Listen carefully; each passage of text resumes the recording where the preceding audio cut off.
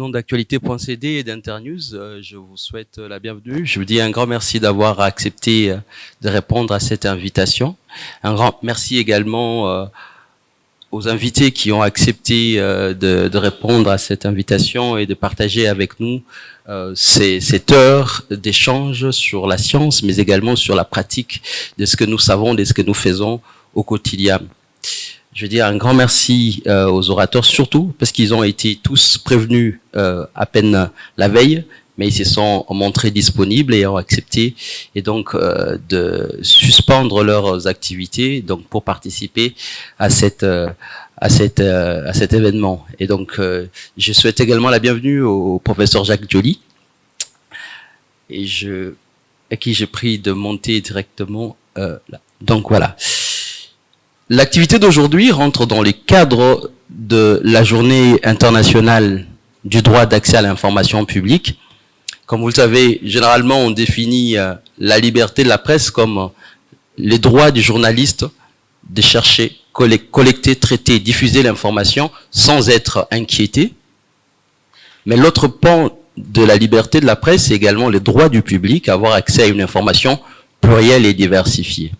Donc on a une partie active de l'information, du journaliste qui cherche l'information, qui partage avec le public, mais on a également une autre partie qui n'est pas encore très activée chez nous, qui consiste justement à pouvoir mettre à la disposition du public de l'information d'une manière proactive de la part des dirigeants. Donc, d'où l'essence même de ce qu'on appelle le droit d'accès à l'information publique, les droits pour le public, de vouloir chercher, aller trouver l'information qui est d'intérêt commun. C'est dans ce cadre donc on va échanger autour de cette question avec les panélistes, les trois qui sont là, dans le cadre de ce qu'on appelle la redevabilité, la bonne gouvernance, la lutte contre la corruption. Et la première question que je m'en vais poser d'abord au professeur Ekambo. Quand on parle du droit d'accès à l'information publique, concrètement dans un pays comme le nôtre, qui se veut démocratique, qu'est-ce que cela veut dire concrètement? Droit d'accès à l'information publique. Merci. Je estime que c'est une façon de me donner la parole pour de bon, pour les quelques minutes que vous m'avez accordées, n'est-ce pas? C'est bien cela. Merci. Cela fait environ 8 ans, 7-8 ans, que personnellement j'entends parler de l'information publique, de l'accès à l'information publique dans notre pays comme débat au niveau parlementaire. Si je ne m'abuse, je crois que c'est parti du Sénat avec M.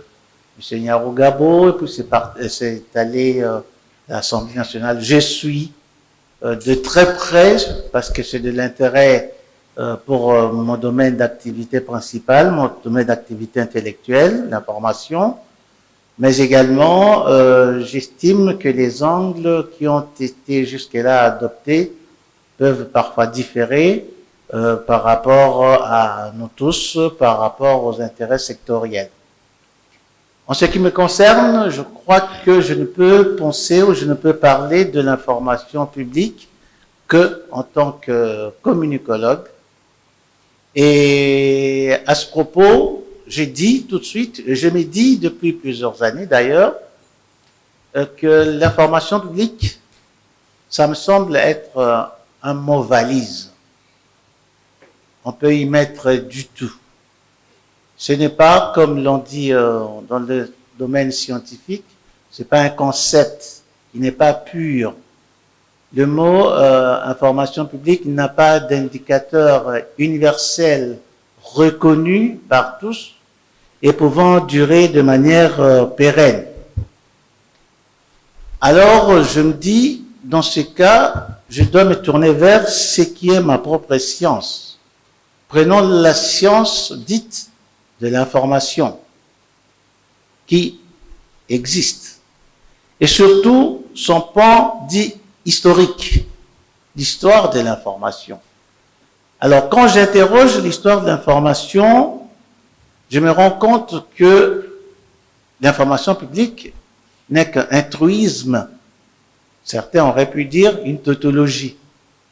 L'information n'est plus que publique depuis de nombreux siècles. Parce que pour que l'information survienne dans la société, il a fallu d'abord passer par une grosse bataille entre ceux qui savaient et ceux qui voulaient écrire, en dehors des scribes. Les scribes, à l'état moyenâgeux, n'étaient que ceux qui mettaient sur papier ce qu'ils entendaient ou ce qu'ils lisaient eux-mêmes. Mais arrivent les écrivains. Pendant de nombreuses années, les écrivains ont commencé à apporter à la connaissance du public des connaissances provenant de leur propre imagination, parce que c'était des écrivains de l'art. Ils devaient être inspirés par je ne sais quelle muse et pouvoir nous proposer des scénarios et des connaissances. Arrive vers le 18e, allant vers le 19e siècle, certains autres écrivains qui voulaient plutôt prétendre s'inspirer de l'actualité. Donc, différence entre écrivains de l'art et écrivains de l'actualité, qui sont devenus ce que l'on appelle aujourd'hui des journalistes, qui étaient au départ des nouvellistes, parce que l'information qu'apportaient les écrivains de l'art, c'était des nouvelles informations. Et à ce niveau-là, il faut déjà établir un processus où nous avons 3 temps. Un premier temps, c'est celui de l'événement. Pour qu'il y ait l'information du journaliste, il faut que dans un premier temps, il y ait l'événement, les primats de l'événement. Dans un deuxième temps, intervient le journaliste en tant que témoin de l'événement, témoin de l'instant, comme avait dit Camus, et ensuite l'information. Donc un processus d'abord qui échappe au journaliste, parce que ce n'est pas lui qui crée nécessairement l'événement. Ensuite, il intervient en tant que témoin, et par la suite, il crée l'information, parce que c'est lui qui doit prendre l'événement, le transformer en information, et comme l'on a dit tout à l'heure, maintenant informer le public. C'est ce que nous enseigne l'histoire de l'information.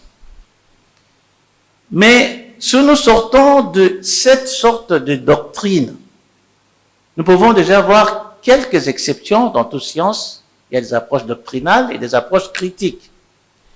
Prenons celle-ci comme approche critique de Henri Béraud, écrivain du XXe siècle, début XXe siècle, écrivain, journaliste, pas n'importe où, journaliste, dans une publication qui se veut, jusqu'à aujourd'hui, comme celle qui ne pense que à l'information du public, à la connaissance du public, le Canard enchaîné.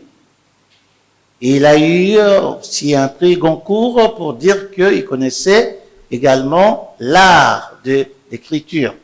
Il connaît donc l'art de l'écriture et il connaît également l'autre partie du journaliste, c'est-à-dire que le journaliste n'est pas que l'écrivain de l'art, mais également de l'actualité. Alors, Henri Béraud dit ceci. Le journalisme est un métier où l'on passe la moitié de sa vie, une moitié de sa vie, à parler de ce qu'on connaît. Et l'autre moitié, à taire ce que l'on sait. Autrement dit, le journaliste serait celui qui est appelé tout naturellement par une vocation à apprendre, à enseigner, à informer, mais également celui qui est appelé, pour ne pas dire contraint, également à taire certaines choses. Comme l'on dit dans le langage vulgaire, bon, tout n'est pas bon à dire. Alors, si nous interrogeons la science de l'information de cette façon-là, avec ses aspects doctrinaux et ses aspects critiques, nous voyons que on ne peut pas aller trop loin. Essayons maintenant d'interroger les autres sciences, celles qui nous arrivent en premier lieu, c'est le droit, et je crois que c'est de ce côté-là que viendra aujourd'hui la plus grosse partie de la matière concernant l'information publique. Et nous apprenons, si nous consultons le droit, que la liberté d'information, l'accès à l'information publique, tout cela relève des droits fondamentaux, des droits universels.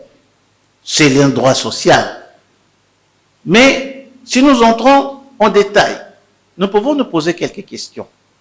Est-ce exactement la même chose, le droit à l'information, le droit de l'information, et pourquoi ne pas dire le devoir de l'information?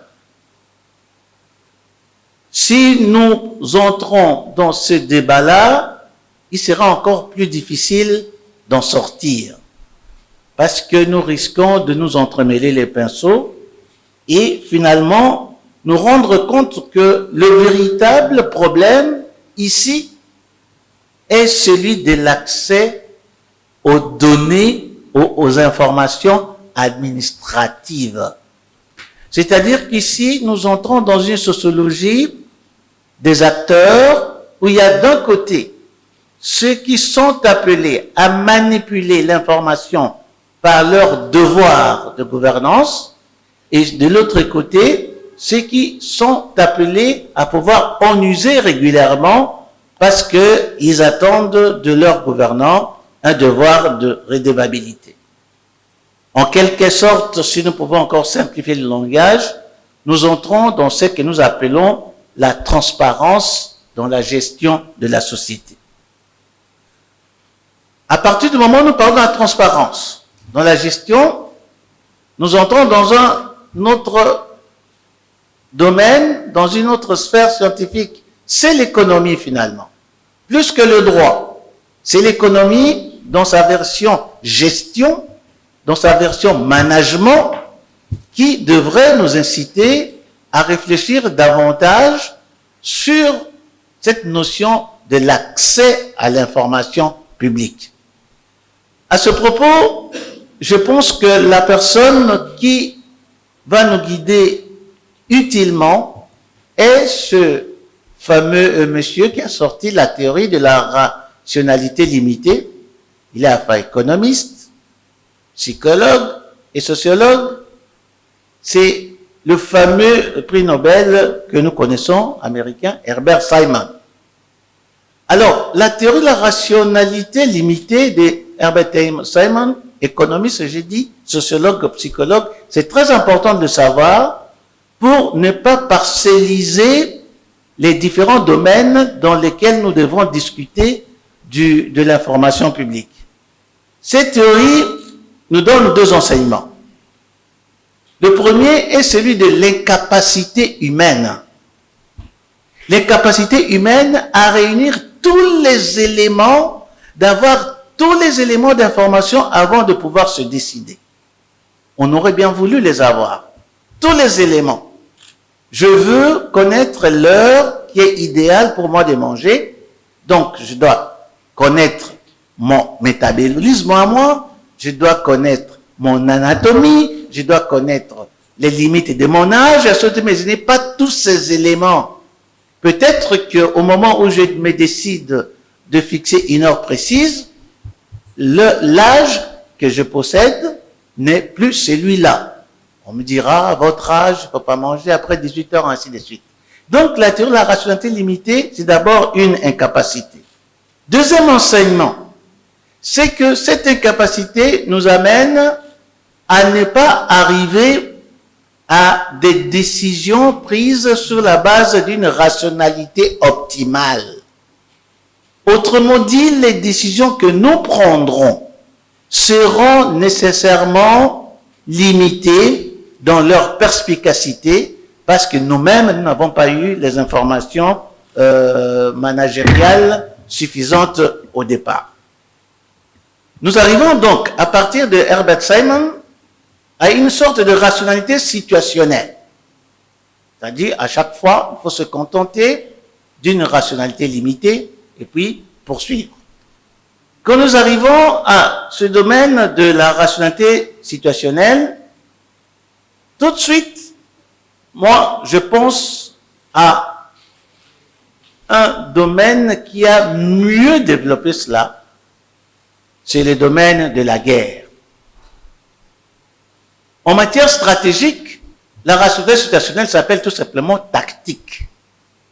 Ce n'est plus la stratégie, ce n'est plus la globalité, mais c'est la performance à un moment donné, à partir des moyens que l'on possède en ce moment-là, et peut-être pour des résultats également limités dans les temps. La tactique. Autrement dit, l'information dont il est question ici, avec la rationalité limitée et situationnelle, c'est l'information stratégique. Elle est stratégique en quoi? C'est-à-dire que je ne l'utilise que pour les performances que je vise à un moment donné.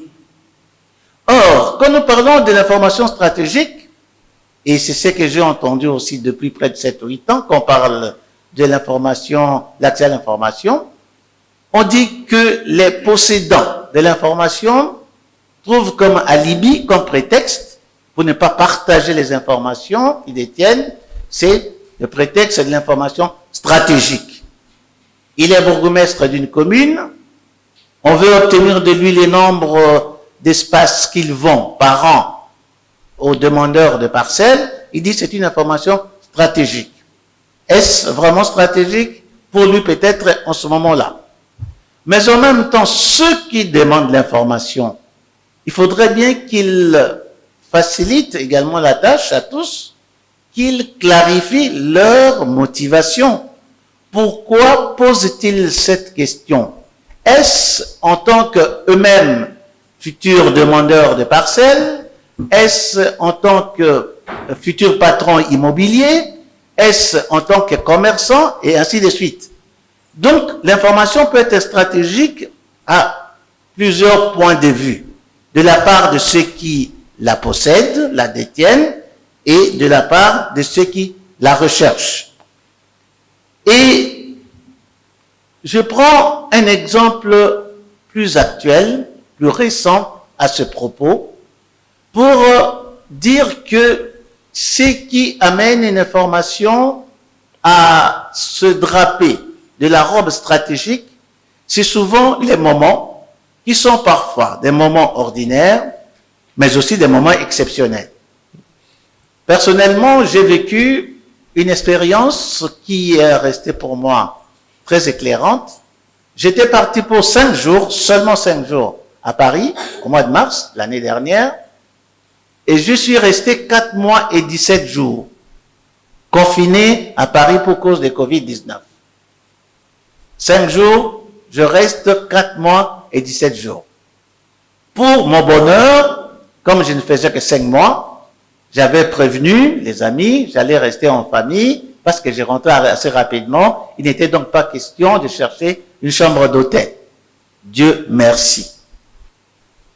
En plus, comme je partais en famille, j'avais quelques réserves de nourriture congolaise avec moi. J'avais 2 caisses et c'était suffisant pour partager. Et pendant que nous étions en confinement, nous avions cette réserve-là. Qu'est-ce que j'ai remarqué? Que pendant les 4 mois que j'ai passés pendant ce confinement, l'information a été traitée en France exactement comme l'avait prévu le président de la République, M. Macron, c'est-à-dire en temps de guerre. Il avait parlé de la guerre contre Covid. Et l'information a été traitée dans son pays pendant ce temps exactement comme pendant la guerre. Vous pouvez demander des informations sur les institutions hospitalières, on ne vous les donne pas.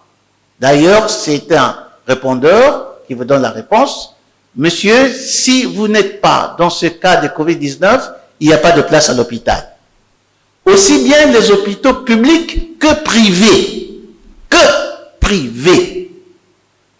L'ami qui était tout le temps avec moi, c'était un médecin, il a essayé avec moi de vérifier aussi, il n'y avait rien.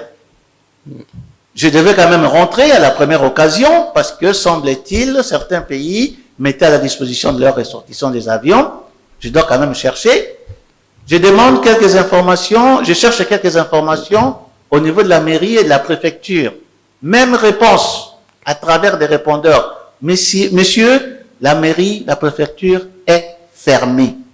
Donc, pas de réponse. J'ai dit, mais il devrait quand même réglementer la présence des étrangers, dont moi-même. Parce que je regardais mon passeport, j'ai dit, dans 5 mois, mon passeport, le visa va expirer. Je cherche l'information, je ne trouve pas. Je me débrouille, je dis, je vais quand même jusqu'à l'aéroport, à la police des frontières vérifier. J'arrive à la police des frontières, je me dis, mais monsieur, vous vous êtes dérangé pour rien.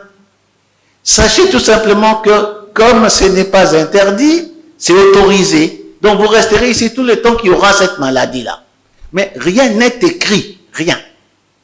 Je rentre dans les sites de la mairie pour chercher quelques informations. C'est à peine que l'on dit que les informations qui sont partagées concernent les ressortissants français, mais pas les étrangers.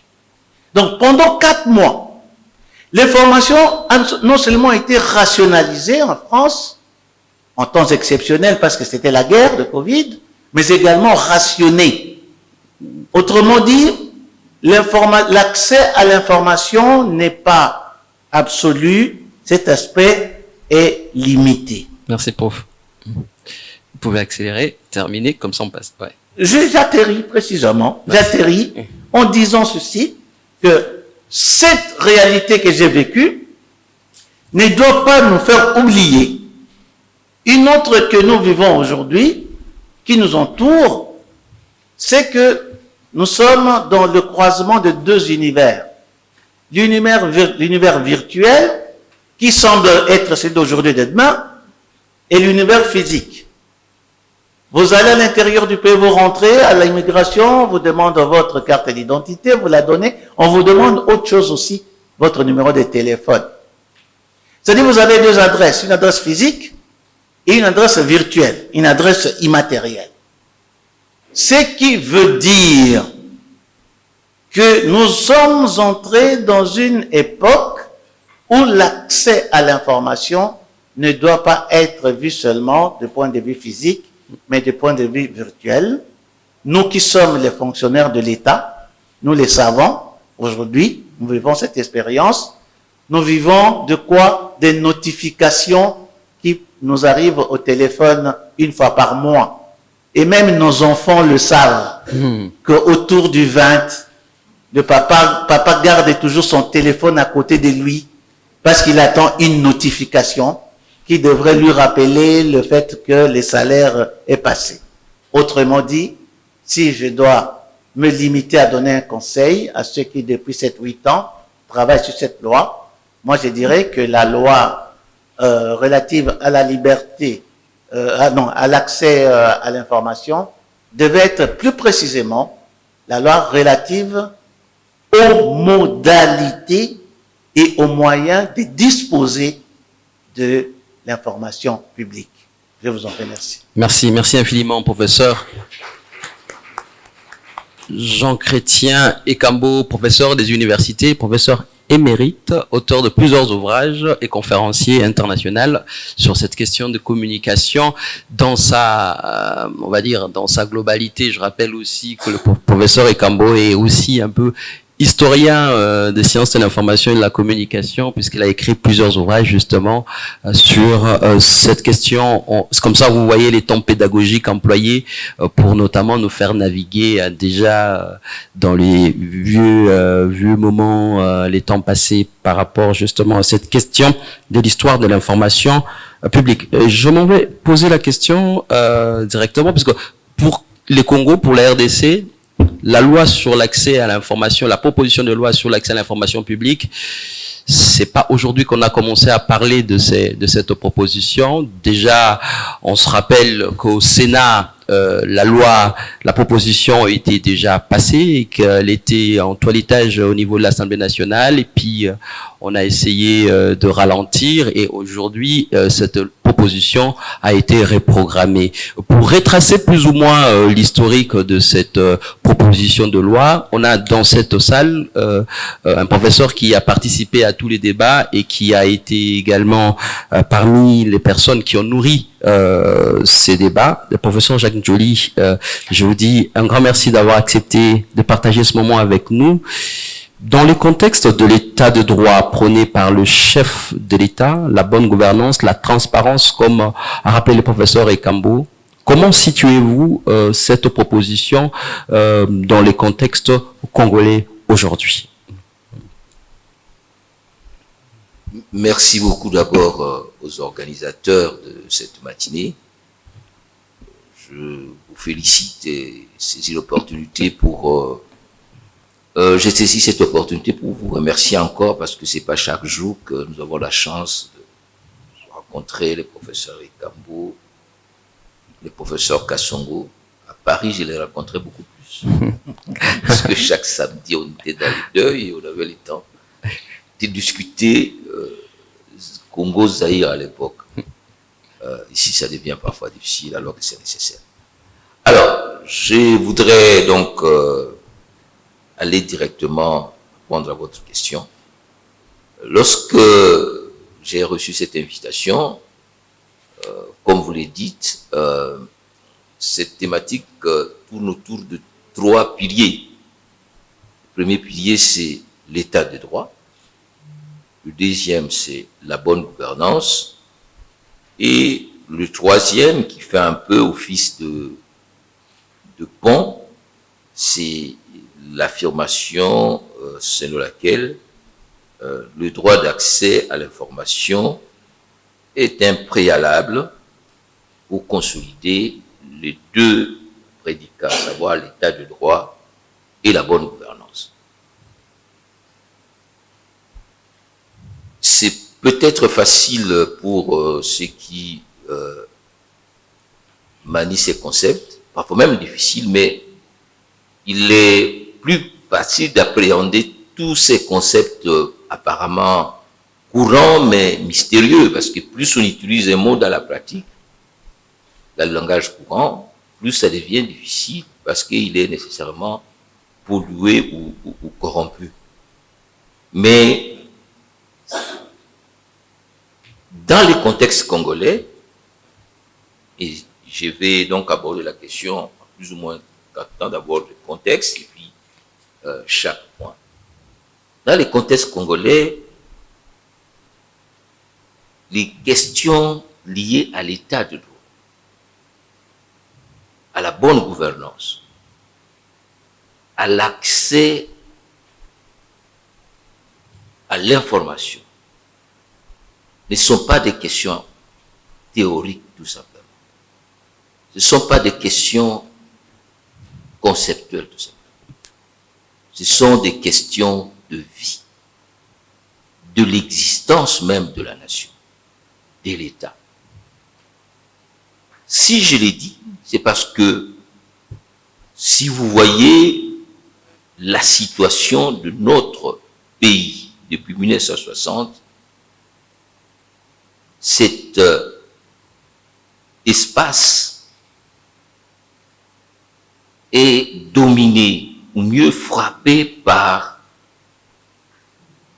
ces 2 éléments qui sont les bases de mots. Ces 2 mots concepts sont les 2 mots maladies essentielles de notre vie. État de droit, on va le voir, c'est le contraire de l'état sauvage, de cette jungle.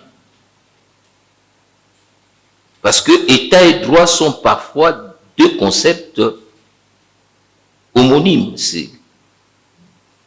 Hobbes dit même que état et droit, ou même Kelsen disent que lorsqu'on dit état de droit, c'est une tautologie. Parce que l'état, ça doit être un état de droit. Alors, pendant la colonisation, ce n'était pas un État de droit, c'était un État policier. Avant même, c'était l'esclavagisme, c'est-à-dire la négation même de l'hominité, de l'humanité.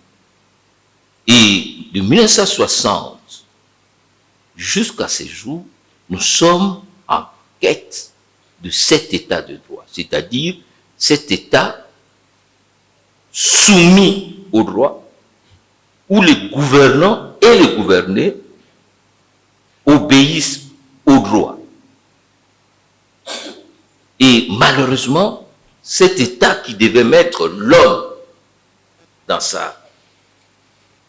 la centralité de sa construction est encore à rechercher. L'histoire de notre pays, encore l'histoire d'aujourd'hui, c'est la négation de cet État, ou la recherche pour arriver à cet État.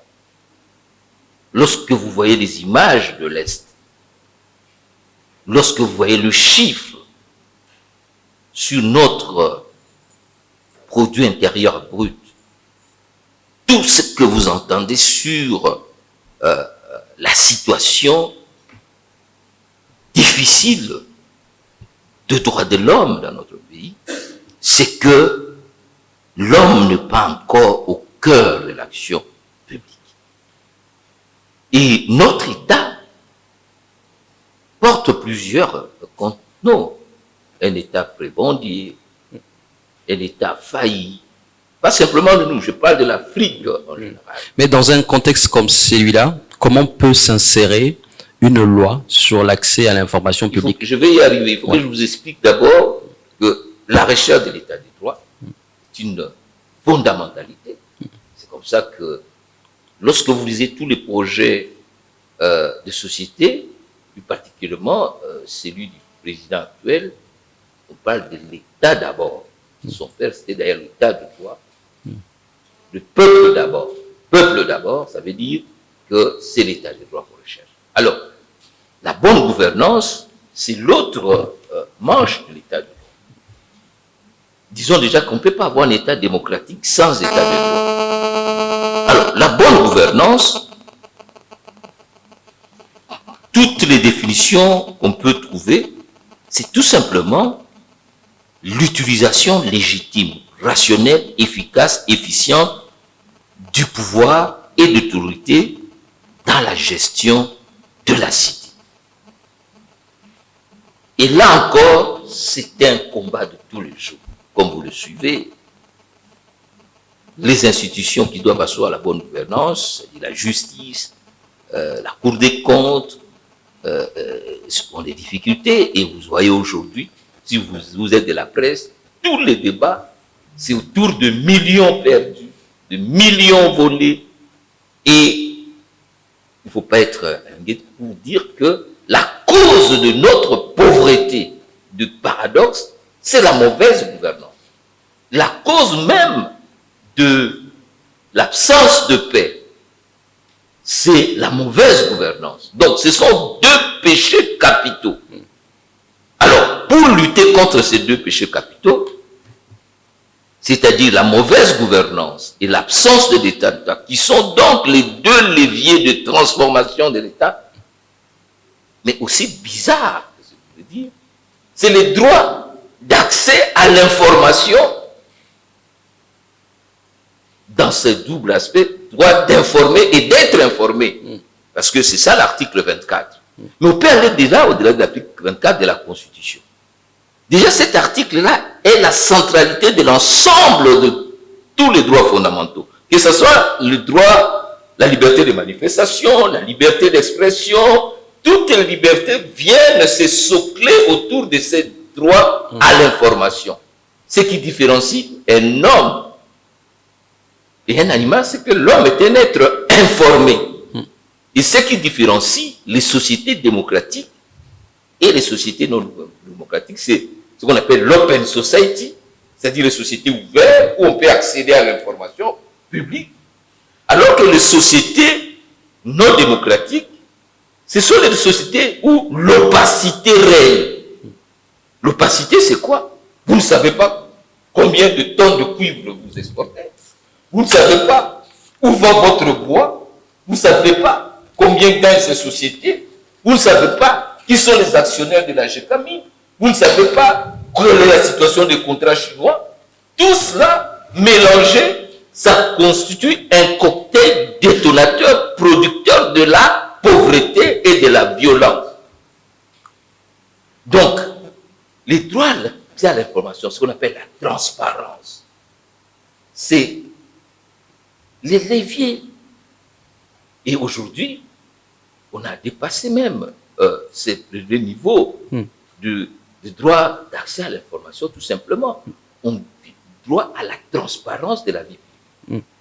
Et que ça soit, ces droits de transparence vous amènent au devoir de redevabilité, à l'impératif de redevabilité. Que je sois député, je dois rendre compte. Merci. Que je sois président, que je sois ministre, ce sont des fonds publics, vous devez rendre compte. Merci, professeur. Rendre compte. Donc, je terminerai par là pour dire que c'est un droit fondamental et que si nous ne prenons pas en charge ces droits-là, le droit de savoir, c'est d'ailleurs l'article 15, et je vais terminer par là, en fait, en parlant de l'article 24, qui est tout juste un alinéa qui nous intéresse, il y a un autre aspect qui n'est pas pris en charge, n'est-ce pas, par l'article 15 de la Déclaration universelle des droits de l'homme, qui pose les principes, le droit de tout citoyen de demander des comptes à tout agent de l'État ou à toute administration de l'État. Et l'obligation pour l'administration de l'État de rendre disponibles ces informations. L'État n'a même pas à discuter parce que l'État a pour mission, soumission, celui de rendre compte. Parce que l'État, ce n'est qu'un contrat entre le gouvernant et le gouverné qui crée une personne morale au service du bien commun. Merci. Et ce bien commun-là appartient, l'État d'ailleurs, en anglais, ça veut dire Commonwealth, le bien commun. Et lorsqu'on gère le bien commun, le minimum qu'on peut, c'est de rendre compte aux structurants ou aux participants ou aux parties prenantes. Voilà ce que je veux dire de l'importance de cette loi, qui n'est qu'un premier pas et qui est un impératif. Merci. Parce que le secret d'État, sous toutes ses formes, c'est vrai qu'il y a des limites, il faut le dire aussi. Les limites, d'abord le désarmement de la presse. Il faut qu'il y ait une presse qui est elle-même formée pour savoir, pas faire l'autocensure, mais connaître, savoir qu'il y a des questions d'intérêt militaire, et ça c'est défini dans le texte que nous avons. Il y a cette autorité, il y a le juge, il y a donc des limites, mais des limites constitutionnelles pour que finalement la transparence qui est, n'est-ce pas, comme cette fleur rose qui resplendit sous le soleil, puisse servir d'aiguillon à la structuration de notre société. Je vous remercie. Merci infiniment, professeur Jacques Ndioli, député national, comme je l'ai dit tantôt, qui a longtemps travaillé également pour notamment avoir ces documents que nous avons, cette proposition que je rappelle dans les principes dit l'intérêt public après séance sur les secrets. Et je passe directement la parole au professeur Kasongo Mwema, qui est également porte-parole du chef de l'État. Nous avons dans ces panels choisi d'avoir tous trois des professeurs d'université. Donc il y a des éléments communs entre eux. On a également un député national représentant du peuple au niveau de l'Assemblée nationale, et nous avons le représentant plus ou moins du pouvoir public. Quand on dit pouvoir public, on pense également au slogan du peuple d'abord, mais aussi on le relie à l'état de droit comme l'a très bien défini le professeur Jacques Joly. Comment, à votre niveau, Kasongo Mwema, dans le projet de société et dans l'articulation du projet de société du chef de l'État, vous arrivez à intégrer, mais aussi à ajouter dans la gestion du pays cet aspect des choses? Je rappelle que nous avons cette liberté de la presse avec les médias qui informent, mais également ce droit du public à une information publique, justement. Comment vous arrivez à l'intégrer? Comment cela se manifeste dans votre gestion du pays, Monsieur Kasongo Mwema? Écoutez, je crois qu'il y a des choses qui parlent d'elles-mêmes. Je partirai de votre propre exemple, même si c'est vrai que c'était une situation pas simple à vivre, mais j'ai bien apprécié la posture du porte-parole du gouvernement qui n'a pas nié les faits, qui a reconnu qu'il y a eu effectivement une bavure, alors que nous savons très bien que à certaines périodes, on aurait tout simplement nié l'existence même de l'événement. Je voudrais dire aussi que cette question de bonne gouvernance, cette question d'état de droit, en particulier en ce qui concerne l'information, l'accès à l'information, je crois qu'il y a un démographe qui y avait réfléchi, il est également sociologue, Alfred Sauvy. Il avait dit une phrase que j'ai retenue depuis des années: bien informés, les hommes sont des citoyens. Mal informés, ils deviennent des sujets. Pourquoi j'ai pris cette phrase-là? Parce que je pense qu'elle résume bien la situation dans laquelle nous nous trouvons, et je suis heureux de pouvoir m'exprimer devant des journalistes, pour la plupart, parce qu'effectivement, il faut prendre conscience de l'importance du travail, de rendre compte, de donner l'information. Et on voit bien que être citoyen, c'est être capable d'émettre un jugement éclairé sur la situation que l'on vit, sur les phénomènes qui se produisent à travers le monde. Et lorsqu'on est bien informé, lorsqu'on est en possession des tenants et des aboutissants d'une situation, on peut émettre une critique. Ce serait une critique avisée. Ça signifie que le travail du journaliste, je ne reviendrai pas sur ce que mes prédécesseurs ont déjà dit, c'est un travail capital. Mais il y a une condition, il faut que le journaliste ait conscience de l'importance de son travail. Aujourd'hui, lorsque nous lisons, lorsque nous écoutons, lorsque nous regardons, nous avons parfois l'impression que nos amis font leur travail à moitié. Lorsque vous donnez une bonne information, une information complète, vous donnez une grande liberté d'action aux citoyens.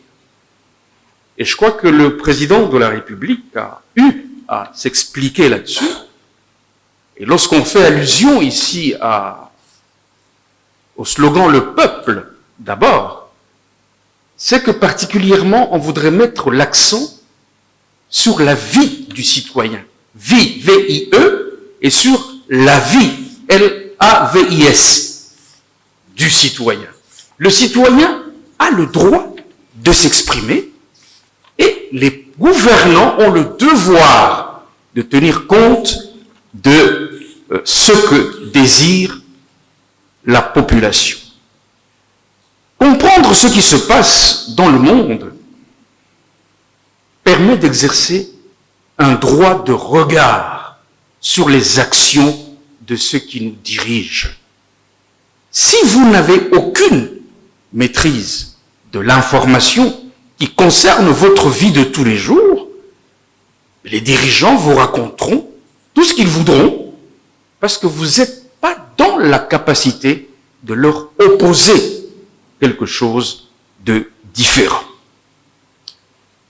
Sans information, il y a donc risque d'être un sujet passif. Mais lorsqu'on a toute l'information, et je dis bien toute l'information, c'est vrai que ce n'est pas toujours simple d'avoir toute l'information sur un sujet donné. Mais précisément, et c'est là le rôle de chacun d'entre vous, c'est de faire en sorte que le citoyen, à tout moment de sa vie, à tout moment de son existence, puisse avoir accès à la bonne information. L'éducation nous donne droit à diverses clés, à des outils d'analyse de la culture générale. Mais à elle seule, cette culture générale, quand bien même on la maîtriserait, ça ne suffit pas. C'est une base qu'il faut sans cesse enrichir, et l'enrichir précisément par une bonne information. Toute connaissance nouvelle, toute connaissance qui vient vous apporter une lumière nouvelle, peut être considérée comme étant une information. Je ne reviendrai pas sur les définitions classiques. Je crois que s'il y a des questions à poser, le professeur Ekambo pourra facilement vous répondre là-dessus. Mais ne pas s'informer, c'est gâcher sa citoyenneté. D'où l'intérêt précisément de trois grands principes qui ont été arrêtés pour cette discussion, pour cet échange. Il ne peut pas y avoir bonne gouvernance s'il n'y a pas information. Il ne peut pas y avoir état de droit, le professeur Joly l'a dit, si il n'y a pas une bonne information. Mais à l'inverse, et c'est le danger qui se profile aujourd'hui à l'horizon, c'est la surinformation à laquelle d'ailleurs nous faisons face, notamment à travers un outil que tout le monde ici connaît bien, Internet. Parce que c'est vrai que le manque d'information, ça vous rend aveugle, mais l'abondance de l'information ne vous permet pas toujours de faire les bons choix parce que vous êtes submergé. Internet, il est vrai, est un vecteur exceptionnel d'information et il permet aussi d'avoir accès à un savoir quasiment encyclopédique.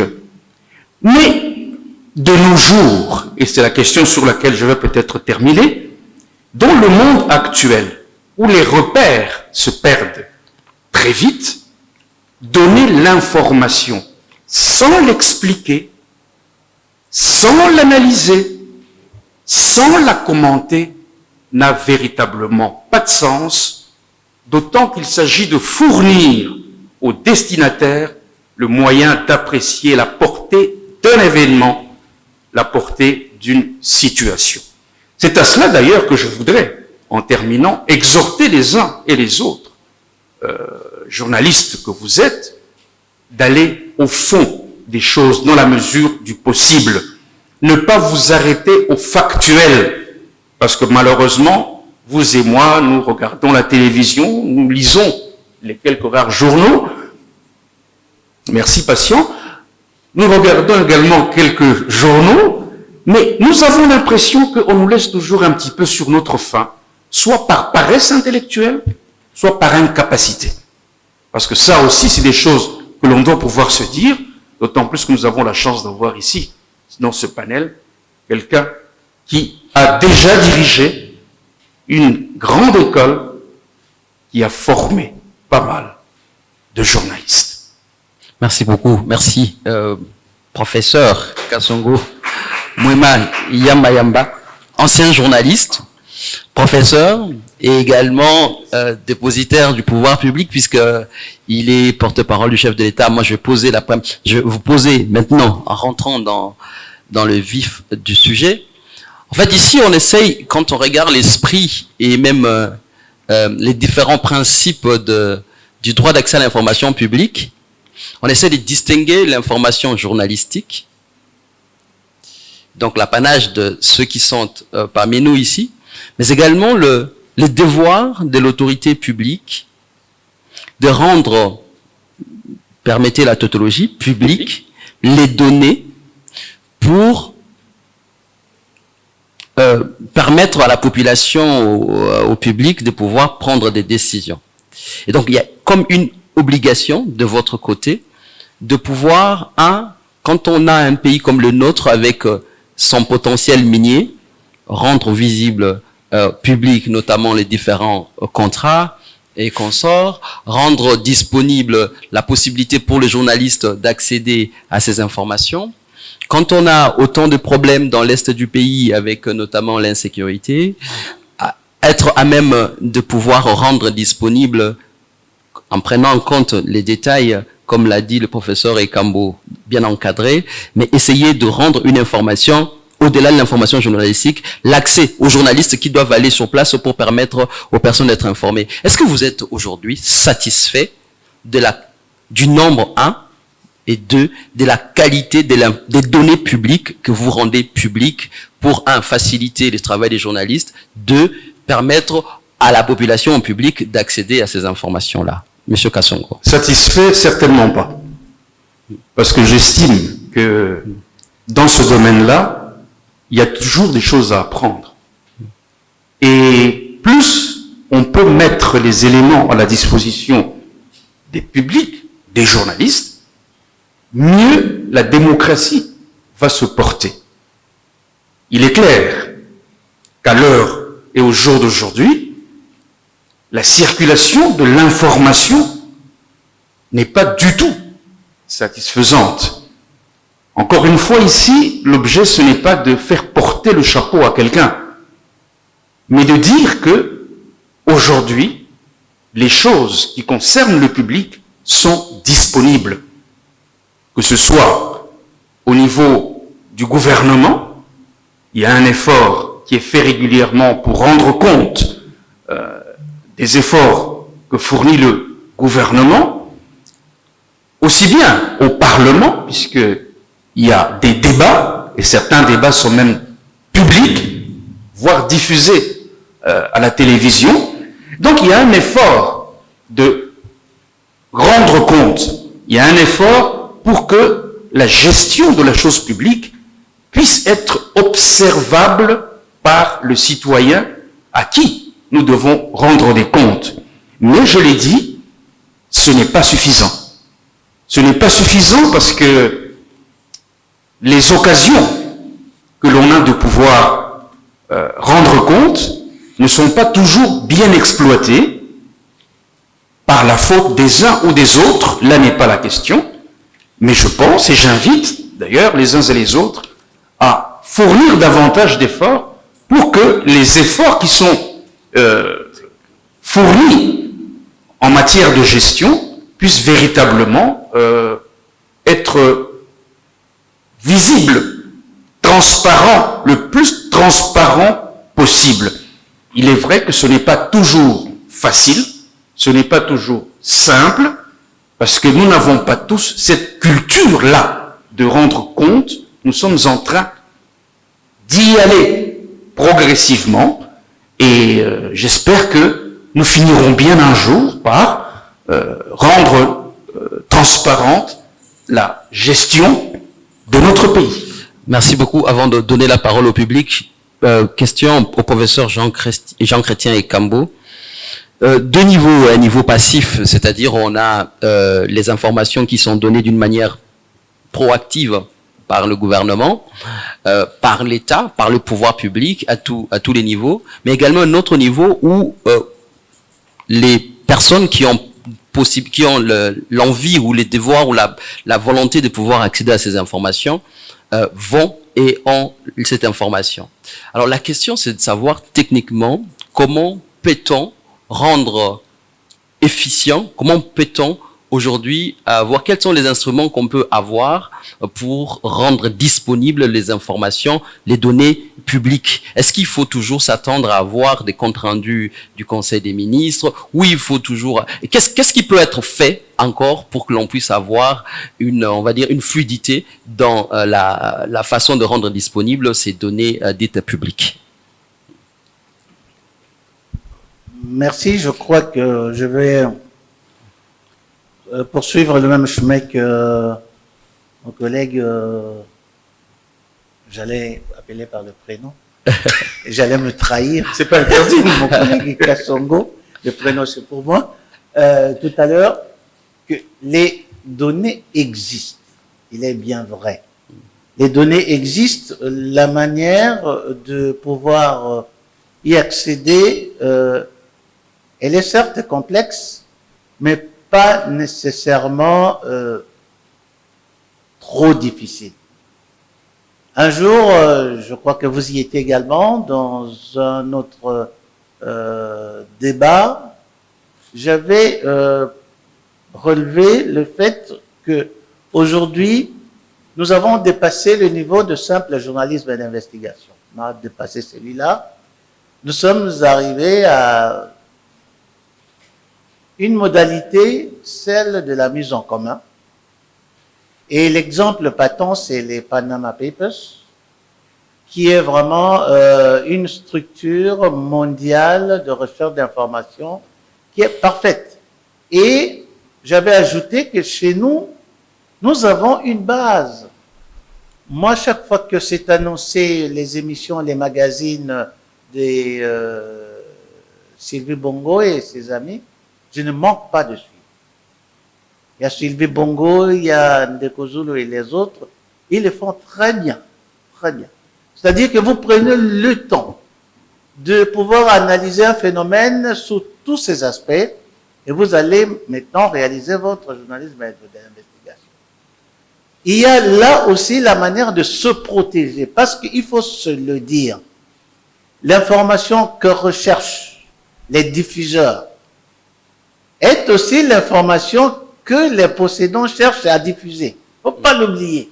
Ceux qui gèrent les structures d'État ou privées ont envie de donner les informations, mais les informations qui servent leurs intérêts immédiats. Ils le font régulièrement. Vous ne trouverez pas une structure de l'État chez nous qui n'est pas un attaché de presse. Vous ne trouverez pas aujourd'hui un organisme public qui n'est pas un attaché de presse, et ainsi de suite. Ils veulent donner aussi les informations. Je ne veux pas dire nécessairement intoxiquer. Je ne veux pas dire nécessairement désinformer. Ils veulent donner les informations intéressantes pour eux. Maintenant, je crois que l'aspect le plus important pour ceux qui cherchent les informations, l'information publique, au départ, de savoir ce que veut ce public. Le public veut quoi en cette matière-ci? Et il suffit de se mettre dans la rue aujourd'hui pour avoir réponse à tout cela. Les gens qui passent tous les jours dans la rue, ils veulent, comme m'a dit Tarfis tout à l'heure, chaque jour vous entendrez... Le prénom est sorti quand même. Oui, oui, quand même. Et ils ont dit ceci, mais ils n'ont pas ajouté cela. Ils ont dit ceci, ils n'ont pas ajouté cela. Je crois que ce qui est à faire maintenant, c'est cela. C'est ce qui reste à ajouter. Au-delà de ce que... C'est toutes les semaines que nous avons les comptes rendus, toutes les semaines.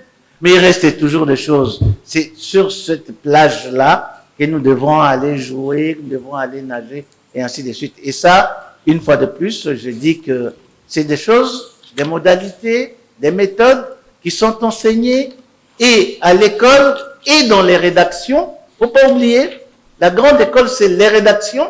Les jeunes qui vont dans les rédactions aujourd'hui trouvent des maîtres qui leur donnent les ficelles du métier. Reste maintenant à les utiliser abondamment et peut-être à profusion. Professeur Jacques Joly, dans la proposition de loi, vous mettez également des limites dans ces droits d'accès à l'information publique. Qu'est-ce qui peut être considéré comme ces limites-là? Et pas des limites, mais de protection. La première protection, c'est déjà lorsqu'on parle de l'information publique. C'est qu'il faut faire très attention à l'information privée. À l'information privée. Vous allez dire que non, vous êtes des hommes publics, vous n'avez pas droit à la droit privé. Mais le droit à l'intimité, c'est aussi un droit fondamental. C'est un droit fondamental. Le droit d'orientation sexuelle, je ne suis pas dans ces pays-là. Mais il faut faire très attention. Vous savez, je vous donne notre exemple, lorsque nous arrivons en Europe, et on vous dit que ces gars-là, de telle orientation, tu t'énerves, tu ne peux plus les saluer, et les gens te trouvent que tu es vraiment... Et c'est toi qui seras mis au bas de la société et dit, mais ce n'est pas possible. Comment tu ne peux pas respecter l'orientation? Donc, l'information que vous devez traiter, c'est l'information. Et vous êtes comme technicien, vous savez ce qui est information. C'est l'information, c'est le domaine public de la vie de la société, de la fonctionnalité de la société. Et dans cette information publique, il y a des informations classifiées. Lorsque nous parlons de l'état de siège, nous avons le droit de savoir ce qui se passe. Mais est-ce qu'on a le droit de dire comment l'armée est en train de se déployer? Il faut aller voir. Donc, il y a les informations classifiées. Il y a des informations stratégiques, caractère économique. Aujourd'hui, l'intelligence. Donc, il y a plusieurs pans qui ne visent pas à limiter, mais à protéger l'État, qui est le bien commun. Mais le problème, c'est très souvent où va le secret d'État, parce que même les services secrets sont des services publics de l'État. L'armée, c'est une administration spécialisée. Donc, dans la loi, il y a ces éléments-là, les informations classifiées, les informations stratégiques et autres, et les informations, la protection de la vie, je n'ai pas privé, la vie intime, parce que le droit à l'intimité, c'est un droit consacré par le droit de l'homme aussi.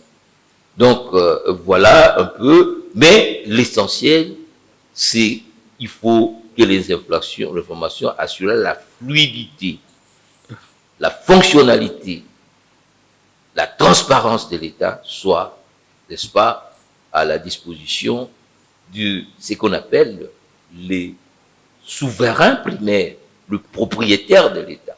Vous ne pouvez pas priver à un propriétaire les informations liées à son droit de, je dirais pas de propriété, mais de souveraineté. Merci. Merci beaucoup, professeur. La séance aujourd'hui était une séance, on va dire, d'information pour déjà dire que cette proposition de loi se trouve à l'Assemblée nationale et est programmée en dépit du fait que on a cette abondance de matière au niveau de l'Assemblée nationale et que ça soit une session budgétaire.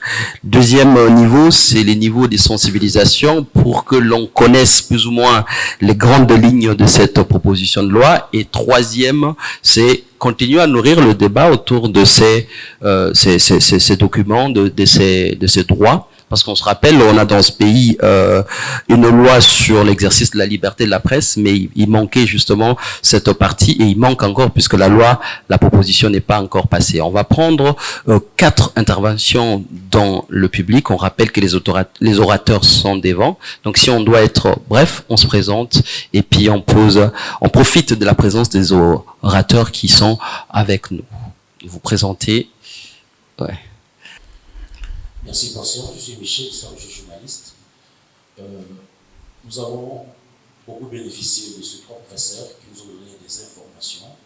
Mais j'ai une préoccupation parce que je suis journaliste et parlementaire, je couvre les activités au niveau de l'Assemblée nationale du Sénat. On parle de l'accès à l'information. Mais notre observation, c'est depuis que nous sommes à l'Assemblée nationale, le procès Joly était au Sénat. Cette loi-là a été votée au Sénat en première lecture.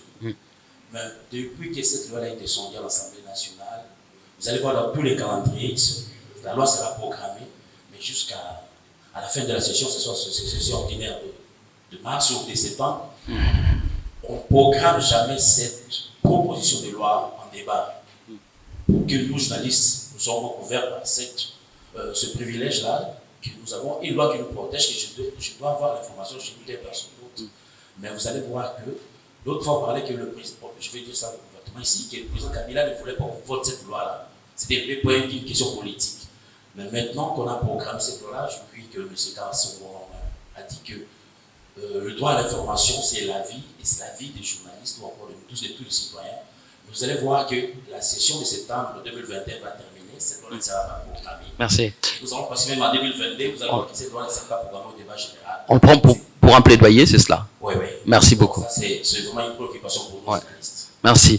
Donc, la prochaine fois que le porte-parole du chef de l'État va devoir échanger avec le chef de l'État, quand il y aura notamment ce qu'on appelle des réunions interinstitutionnelles, si vous pouvez glisser ce plaidoyer-là pour que quand il va discuter avec monsieur le président de l'Assemblée nationale, qu'il n'oublie pas de mettre la pression si nécessaire pour que l'on puisse finalement arriver à cela.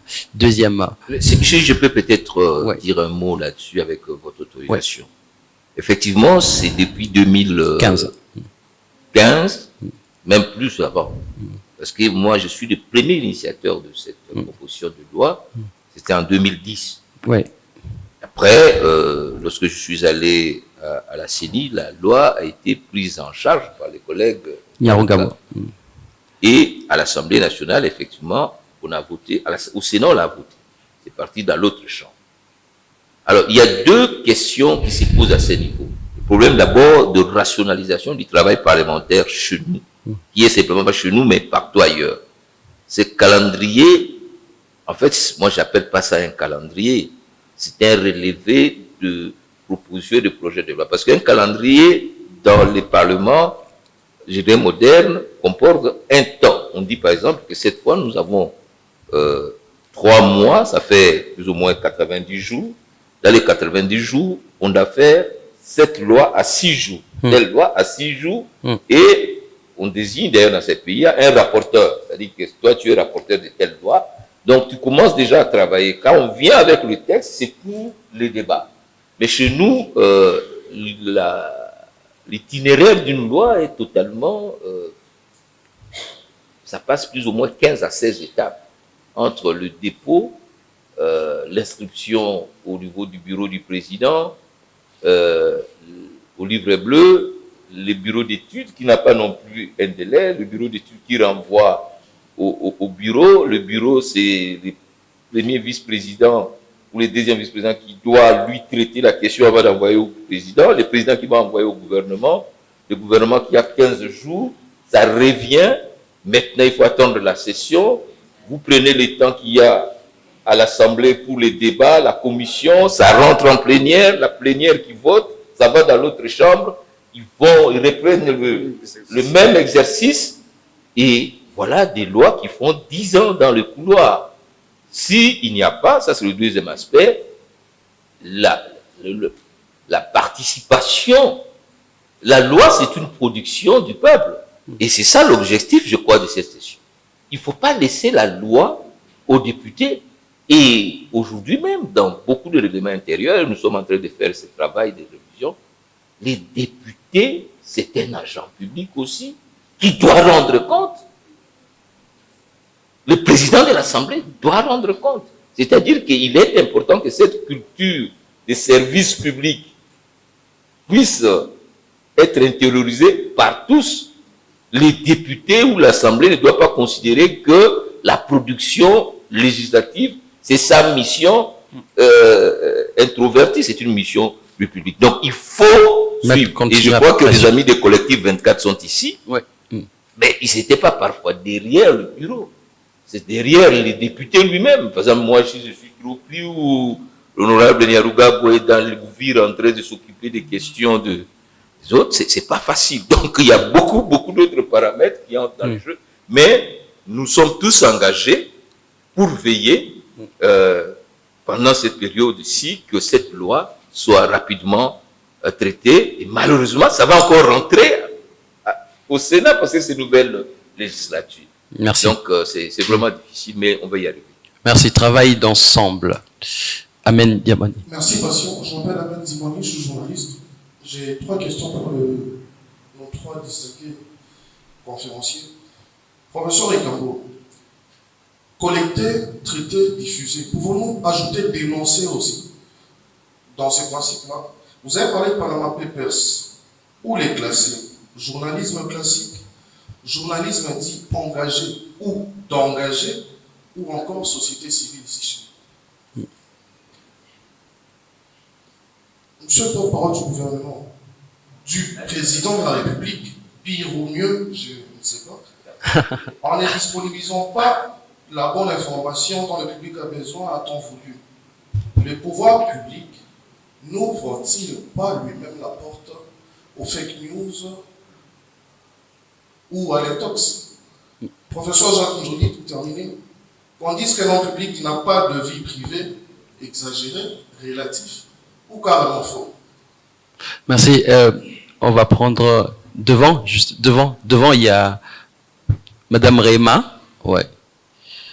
Bon, on va éviter les questions de tiroir. Hein. On va aller. On va partager. Ouais. Merci patient. Merci à tous nos professeurs. Je suis Gino Réma, journaliste. Ma question, c'est une question seulement, professeur Jean Chrétien. Vous nous avez toujours parlé d'une information, de sa définition, et aussi, tout à l'heure, vous venez de parler d'une information publique. Mais comment, moi, ma question, c'est de savoir comment dissocier une information qui serait privée, mais qui touche à une personnalité publique. Comment dissocier ces deux informations? Parce que cette personne-là, pour laquelle les gens ont besoin de savoir un peu plus sur comment se déroule, comment il a eu des enfants, comment il est tombé malade, et comment dissocier un peu cette information, parce que c'est une personnalité publique, mais l'information, c'est une information privée. Comment dissocier ça quand on doit parler de cette personnalité pour l'opinion? Merci. Merci, madame. Derrière, juste au fond, et puis on va traverser, puis on va terminer. On est à... Ouais. Merci, patient. Moi, c'est Miguel Chinda, donc je suis journaliste. J'ai tout simplement une seule question que je m'adresse au professeur et au porte-parole du chef de l'État. Proche. À l'ère de la toute-puissance des nouvelles technologies de l'info et de la communication, ne serait-il pas le moment de se laisser découvrir et élever l'opacité qui persiste des fois dans notre institution? Parce que dans la proposition de loi du professeur Joly ici, il y a des secteurs où il y a des exceptions, notamment la défense et puis la sécurité. Mais nous avions tous suivi récemment qu'il y a eu une descente dans une résidence d'un ancien général où on a eu à découvrir des histoires qui devraient être publiées. Merci. C'est ça la question. Merci beaucoup, Jacques. Et on arrive. Merci, patient. Moi, c'est Jacques Matante. Je voudrais poser la question au professeur Joly. Il a parlé de l'information stratégique. Est-ce que la gestion d'une information stratégique nécessite des connaissances particulières de la part de ceux qui la détiennent? Je m'explique. Lorsqu'il a dit que dans différentes structures, il y a des chargés des communications, il y a des conseillers de presse, il y a le professeur Kassongo Mwema qui est là, qui est autour du chef de l'État pour gérer certaines infos sensibles. Est-ce qu'il ne faudrait pas qu'au niveau de la source émettrice, qu'il puisse y avoir certaines connaissances dans le fait que l'info, elle sera toujours disponible, il y aura des gens qui vont courir après, mais limiter l'accès à certaines infos stratégiques, comme quelqu'un l'a dit, ne serait pas une façon de priver au peuple qui a droit à cette info-là, l'accès à cette info, ou bien mieux la traiter, mieux la gérer pour mieux la distiller. Merci. Merci beaucoup. Madame, en fait, ce que je propose, c'est que tous les orateurs prennent, on va regrouper les questions. Hein. Vous prenez, si vous pouvez, répondre à toutes les questions, comme ça on va terminer une bonne fois pour toutes. Merci pour la parole. C'est Jennifer Labarre, je suis journaliste et consultante en communication. Alors ma question, c'est de savoir, je ne sais pas qui l'a posée, mais la personne qui m'y répondra le mieux, ça serait intéressant. Alors ma question, c'est de savoir comment est-ce que vous arrivez à gérer des informations au niveau, par exemple, des entreprises publiques. Parce que quand j'étais encore journaliste, je n'avais pas cerné cette quintessence où les entreprises publiques avaient des informations, des données disponibles, mais qui étaient toujours différentes des organisations internationales. avec lesquels je fais la consultance maintenant. Vous allez voir, quand vous consultez des entreprises publiques ou des sites des entreprises publiques, vous avez certaines données que vous considérez comme officielles, parce que vous l'avez trouvé dans un site officiel d'une entreprise ou d'un ministère. Par contre, lorsque vous consultez les sites des organisations internationales, vous avez des données que certaines personnes considèrent plus fiables que les données que nous soutirons auprès des sources officielles du gouvernement ou de sociétés publiques. Merci. Qu'est-ce que vous pouvez me dire par rapport à ça? Ou quelle est la démarche que vous entreprenez pour que les informations au niveau des entreprises publiques soient plus fiables plutôt, soient plus fiables que celles que nous retrouvons auprès des ONG ou des autres parties privées qui sont au niveau de la République. Merci beaucoup. Oui, on arrive. Mithème Socrate, journaliste et chercheur. Ma question s'adresse au professeur Ekambo. Cette question est partie de la réflexion de ce que vous venez de dire. Vous étiez parti à Paris pour 5 jours, mais vous avez fait 4 mois et 7 jours.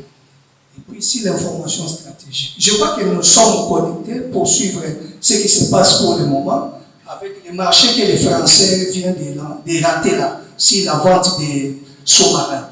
Il y a une tribune qui a été publiée il y a 4 jours dans le journal New York Times par un professeur. Ce professeur est en train de démontrer comment la diplomatie française sous-marine n'a pas pu arriver à convaincre le gouvernement australien à garder les marchés pour laisser maintenant les Américains s'occuper de cela. Et je crois que si vous avez suivi la semaine passée, la ministre française de la Défense est passée même dans une émission pour défendre la position du gouvernement. Mais il n'a pas convaincu. Ça, c'est un. Deuxième information, parce que vous parlez de l'information stratégique. Les jours où les talibans est entré en Afghanistan, à Kaboul, un jour après, un professeur de l'université de Harvard a écrit un article, c'est un jeune politologue, un article sur comment le gouvernement Trump avait déjà préparé les terrains pour que les talibans puissent rentrer. On a même cité un ancien conseiller de Donald Trump qui était un ancien de la CIA. Et la non, question? on va citer dans les journaux. La question? Mais pourquoi de telles informations, si chez nous on dit que ce sont des informations d'État, on ne peut pas diffuser. Quand on cite même la personne, telle personne qui était le conseiller, c'est lui qui aurait préparé ça. Merci beaucoup. Je ne veux pas que c'est dépassé de continuer toujours de parler d'informations stratégiques. Merci. Madame à votre gauche, et puis on va terminer avec... Merci. Monsieur. Je suis Dorcas Ntonga, journaliste. Ma question s'adresse au professeur Jean-Chrétien Ekambo. D'accord. J'aimerais savoir, je ne sais pas si ça m'a échappé durant mon parcours académique à l'IFACI, mais j'aimerais savoir quel est exactement le rôle de l'attaché de presse. Est-ce qu'un attaché de presse est censé donner des angles aux journalistes qui sont là pour couvrir l'événement, ou il doit tout simplement se limiter à assurer l'activité, si je peux le dire, parce qu'aujourd'hui on le constate que les attachés de presse dans différents ministères ou même à la présidence, si je peux le dire, je fais partie d'une grande rédaction à la RDC. Alors je voudrais savoir réellement si c'est quoi le rôle de l'attaché de presse, parce Merci. que présentement il complique notre travail de journaliste. Merci. On prend Monsieur King Farrell, et puis on termine avec... On termine. Je me présente, Monsieur King Farrell, doctorant à l'IFACI. La question que j'aimerais poser, c'est aux dépositaires du savoir scientifique, puisque les trois, ce sont des professeurs. C'est sur l'accès, le thème même le dit, l'accès à l'information publique. Mais au vu des échanges des collègues, le problème revient comment entrer ou comment avoir accès à la vraie information publique. Je reviens sur l'intervention de M. Mitterrand, puisque la RTNC, qui est un média public, lorsqu'elle ne donne pas la vraie information publique, nous tombons dans la désinformation, les fake news et tout ce que vous savez. Lorsque le professeur Kassongo Mwemayamama, qui est le dépositaire de pouvoir gouvernemental n'arrive pas à donner la vraie information publique, nous tombons dans le fake news, tout ce que nous sommes en train de décrire. Alors, comment avoir accès à la vraie, en tenant compte de l'argumentaire de M. Mapassi Socrate sur les Occidentaux, tout ce qu'il a eu à dire, c'est ça le débat. Comment avoir accès, dès lors que la police nationale ne peut pas donner la vraie information sur une marche, comment avoir l'accès, les dépositaires du pouvoir scientifique, si vous pouvez nous éclairer à cela. Merci beaucoup. Merci. On va prendre monsieur, et puis on va terminer avec monsieur Koussema. Oui, c'est monsieur Randy Kalay, juriste et cadre à l'Office de promotion des petites et moyennes entreprises congolaises. Ma question, je l'adresse à monsieur le professeur Joly. D'ailleurs, c'est une joie de le retrouver là parce qu'il fut mon professeur de droit constitutionnel en G1. Alors, puisque nous sommes en train de parler de l'accès à l'information publique comme droit humain fondamental, et je voudrais avoir les impressions du professeur Joly en ce qui concerne la liberté, en fait, la présomption d'innocence. Parce que vouloir militer pour un accès à l'information publique revient à dire qu'on a un souci d'avoir l'information et de la diffuser quelque part.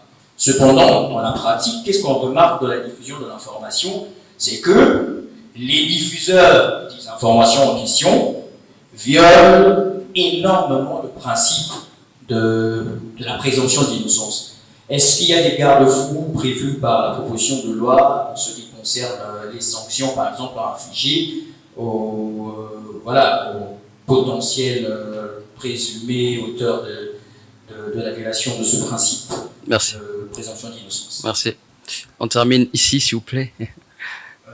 Bonjour, c'est Fortuna, juriste des médias de Internews. Il me semble que dans plusieurs questions qui ont été posées, je comprends qu'il y a une petite entorse dans la compréhension sur la proposition de loi sur l'accès à l'information publique.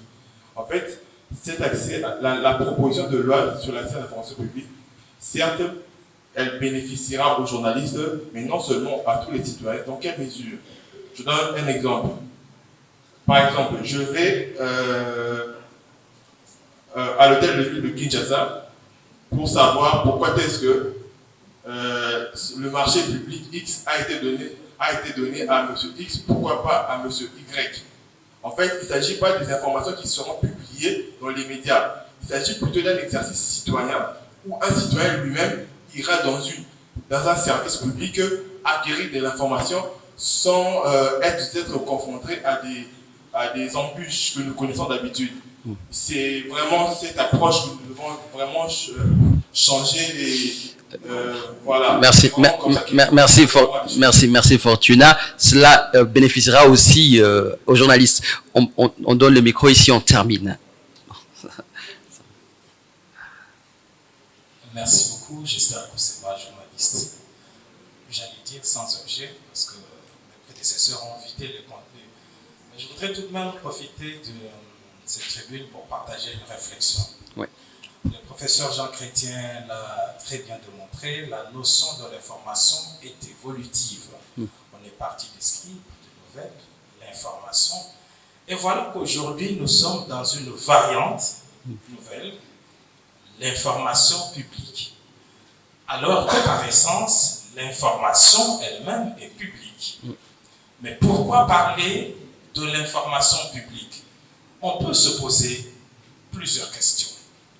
Pourquoi information publique? C'est par opposition à quoi? À une information, qu'est-ce qu'on peut considérer comme information non publique? Est-ce qu'une information non publique est-elle privée? Bon, si elle est privée, est-elle une information de portée publique ou pas? Donc voilà, des questions qu'on peut se poser. Et tout à l'heure, je parlais avec mon voisin qui se posait deux questions. Bon, parmi les informations non publiques, on peut considérer qu'il y en a qui sont stratégiques. Ok. Quelle serait l'attitude d'un journaliste face à une information stratégique qui intéresserait les publics? Commandant des opérations qui détournent cette information est-elle d'ordre stratégique?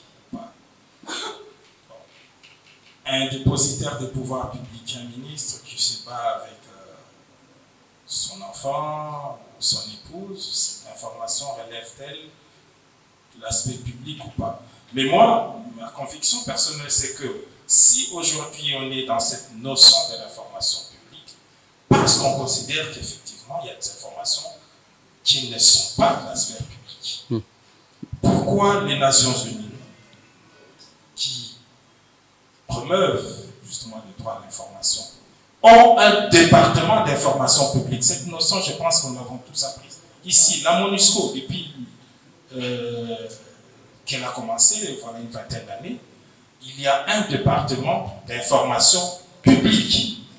Première question. Et puis, deuxièmement, j'ai l'impression que l'accès à l'information nous pousse à briser tous les filtres d'information. Et pourtant, la profession organise des filtres d'information. C'est pourquoi il y a un secrétaire de rédaction, il y a un rédacteur en chef, il y a un directeur de publication qui lui veille même à l'application de la loi.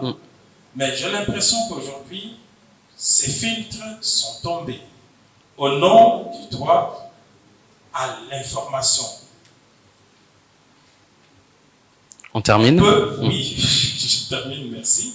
Ce sont des réflexions, donc je n'ajoute pas une thématique nouvelle, oui. Mais ceci nous pousse à réfléchir davantage sur les filtres, les mécanismes traditionnels de filtrage d'informations qui font partie de la pratique journalistique partout au monde.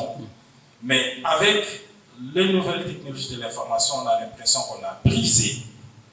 Tout ça n'existe plus. Est-ce qu'aujourd'hui, a-t-on besoin de rédacteurs en chef, de secrétaires de rédaction, de directeurs de publication avec les médias sociaux ou les réseaux sociaux? Merci. Merci infiniment. Je rappelle que la session d'aujourd'hui, c'est une session, comme je l'ai dit tantôt, une session d'information pour déjà savoir que cette proposition existe.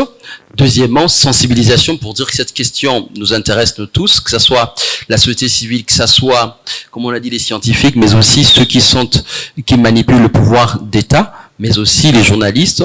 L'objectif final ici, c'est de créer une sorte de, groupe de personnes qui vont défendre, comme l'a dit professeur Joly, s'intéresser à la question pour que finalement l'on arrive à l'adoption de cette loi. Alors, je m'en vais vers les orateurs. On va avoir chacun 5 minutes. On va regrouper les questions selon vous allez comprendre par rapport à la nature et la diversité des questions qu'on est mais vraiment au niveau je dirais pas, un premier niveau de compréhension plus ou moins de ces questions qui sont des questions nouvelles pour nous tous. Si vous pouvez être davantage pédagogique, essayer de mettre ensemble les questions et y répondre. 5 minutes à chacun des orateurs. On va commencer par le professeur émérite Jean-Chrétien Kambo-Doisseng. Merci beaucoup, Patient. Vous savez, c'est pas facile de se retrouver en face des anciens étudiants qui sont devenus eux-mêmes maîtres dans leur rédaction et qui ont la touche toujours plus actualisée. Je vais regrouper un certain nombre de questions, mais je me réfère à la première qui m'a demandé de hiérarchiser, collecter, traiter, diffuser, dénoncer.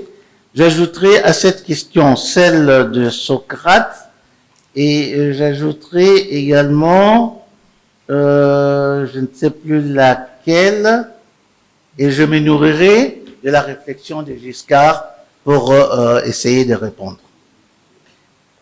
Vous savez, c'est vrai, c'est devenu presque un slogan, collecter, traiter, diffuser, au point d'oublier le contenu de ces 3 grandes étapes. Je reviens sur l'une d'elles qui semble pour moi être la plus importante. Traiter. Quand nous parlons de traitement de l'information, c'est devenu vraiment, j'ai dit une chanson, on oublie qu'il y a 2 grosses parties dans le traitement. La première partie dans le traitement de l'information consiste à établir la véracité de l'information. Donc, le recoupement des sources, ainsi de suite, et c'est le filtre dont tu as parlé jusqu'à. C'est à ce niveau-là, à partir du secrétaire, de chef de rubrique, du secrétaire de rédaction, ainsi de suite. Si vous êtes en face des rédactions actuelles, où il n'y a pas cette hiérarchie, sachez que la partie du traitement, cette partie-là, elle ne fonctionnera pas. C'est déjà la première faute, je dirais. Deuxième étape dans le traitement, il y a l'analyse. Il faut analyser l'information. Il y a 3 techniques ou 3 modalités pour analyser une information que l'on a collectée. D'abord, pourquoi on le fait? Parce qu'on dit que l'information recueillie ne suffit pas, il faut l'idée. La rédaction, c'est une usine à idées. Et je donnerai l'exemple de Socrate tout à l'heure à ce propos. D'abord, première technique, vous avez l'information, vous devez chercher et vous devez trouver l'antinomie de cette information. Le contraire de ce que vous avez collecté. Je prends l'exemple de Socrate. Les Américains ont parlé du retrait des troupes américaines. Il faut penser à autre chose, à l'antinomie, la défaite. Parce que c'était une défaite. Mais les Américains ont parlé de retrait. Vous n'allez pas vous tenir à leur vocabulaire, à leur lexique. Donc, première technique, c'est ça. Allez voir ce qu'est l'antinomie de ce que vous avez vu comme information. Je prends un autre exemple de chez nous. L'on a dit que l'état de siège va amener de nouveaux dirigeants sur le plan administratif. Est-ce que les nouveaux dirigeants en Ituri et au Nord Kivu sont-ils des commandants des opérations? Maintenant, nous sommes à une deuxième technique. C'est la comparaison. Est-ce que commandant des opérations Sokola 2 égale gouverneur militaire? Vous allez rapprocher et vous trouverez vous-même la différence. Que l'un est sur le terrain, l'autre dirige les civils, la population. Pourquoi? Parce que nous sommes en face d'une nouvelle vue de la guerre où l'ennemi se cache dans la population. Ce qui va amener le gouverneur militaire à restreindre l'exercice de la liberté, des libertés. Troisième technique, le prolongement. Ce qui se passe, est-ce que ce n'est pas le prolongement de ce que nous avons déjà vu? C'est ça le traitement. C'est-à-dire, vous n'avez pas seulement à collecter, vous amener. Et je dis aux camarades qui ont posé la question, dès que vous traitez l'information, vous savez vous-même si c'est une dénonciation ou pas. Tout de suite. Tout de suite. Et la rédaction jugera, nous avons dénoncé, allons nous diffuser ou pas. Ça, c'est pour cette question-là qui prend celle de Socrate, également de l'autre ami. Maintenant, nous revenons à Gino sur l'information publique, l'information privée, tout ça. Nous avons déjà eu réponse pendant les 5 années que nous avons passées ensemble. N'oubliez pas ce fameux exemple qui revenait toujours. Le chien qui mord l'évêque ou l'évêque qui mord le chien. Vous vous en souvenez, n'est-ce pas? Vous trouvez vous-même l'information. Le chien peut mordre l'évêque. Bon. L'évêque qui mord le chien, vous trouverez la différence entre l'information privée et l'information publique. Pourquoi? Parce que dans l'événement, il y a toujours 2 dimensions. Il n'y a pas que la dimension factuelle, comme a dit Tarsis tout à l'heure. Elle existe, la dimension factuelle. Mais il existe aussi la dimension actorielle de l'acteur. Il n'y a pas que le fait, mais il y a aussi les hommes qui sont dans l'événement. C'est à vous à hiérarchiser. Vous voulez donner la part belle aux faits ou aux acteurs, ça dépend de vous. Le fait que nous ayons plusieurs journaux, cela veut dire qu'il existe plusieurs façons de donner l'information. Si la tempête n'a pas donné, Forum donnera, et ainsi de suite. Donc il y a plusieurs possibilités. Si j'ai vieilli, j'allais dire Télé Zahir. Si la RTNC n'a pas donné, Antenne A et les autres télévisions peuvent donner. Toujours 2 dimensions, les faits et les acteurs. Donc, ça peut être à un moment donné privé, à un autre moment, ça peut être public, ça dépend de votre jugement. Je termine par la question sur le rôle de l'attaché de presse. Là, je reviens encore à ce que nous avons appris. nous avons toujours dit que les relations publiques, devenues aujourd'hui communications et organisations, sont nées à partir des journalistes. Le tout premier, Ive Lee, c'était un journaliste. Qu'est-ce qu'il a créé de nouveau? Ce qu'il a créé, tout simplement, c'est la théorie de l'opportunité de l'information. Simplement, pas de l'exactitude. Vous donnez l'information totalement, selon l'événement tel qu'il s'est déroulé. Maintenant, l'opportunité. Parlons de chez nous, revenons aux choses qui nous concernent. Parce que nous en avons parlé avec des amis récemment. Par rapport à ce que vous savez, vous avez remarqué que ce n'est pas le porte-parole du chef de l'État qui s'est prononcé. Mais est-ce que l'autre structure de la présidence qui s'est prononcée là, a-t-elle suffisamment jugé de l'opportunité de s'exprimer? L'attaché de presse est cela. À quel moment je dois maintenant souligner cette information ou ne pas la souligner? Donc l'attaché de presse existe. Vous êtes journaliste, vous rendez compte, mais n'interdisez pas à l'attaché de presse son rôle de souligner l'opportunité. Mais ce qui est vrai aussi chez nous, c'est que les attachés de presse sont utilisés au-delà de ce que peuvent être. Ils sont très politisés, c'est vrai, mais je crois que c'est dans le contrat écrit ou muet entre l'attaché de presse et son patron. Merci. Si votre contrat est celui-là, bon, il faut l'accepter tel que vous l'avez formulé. Je pense... alors, je vais terminer par... Non. La vraie information, je l'ai donnée, c'est ça. Pour moi, n'est vraie information que celle qui sort d'une rédaction après son traitement. Merci, professeur. Merci infiniment. Professeur Kasongo Mwemba, Yamba Tarsis. Bien. Il y a 2 ou 3 questions sur lesquelles je pense pouvoir intervenir. Lorsque vous ne disponibilisez pas l'information, vous donnez lieu à de l'infox. Pas toujours, pas nécessairement.